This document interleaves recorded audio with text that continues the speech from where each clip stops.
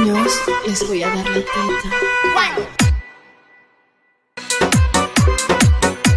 Hello viewers, আজকের ভিডিওতে আমি আছি মাহসুম সবুজ। আজকে টপিক হচ্ছে বাংলা মুভি অহংকার। এবার ঈদে চললো আর কি, দর্শকের কেমন মতামত আমরা জানার জন্য এখন হলে আসি। এখন আমরা দর্শককে জিজ্ঞেস করবো কেমন লাগলো হলে এই ছবি। চলুন দর্শক আমরা দেখে আসি।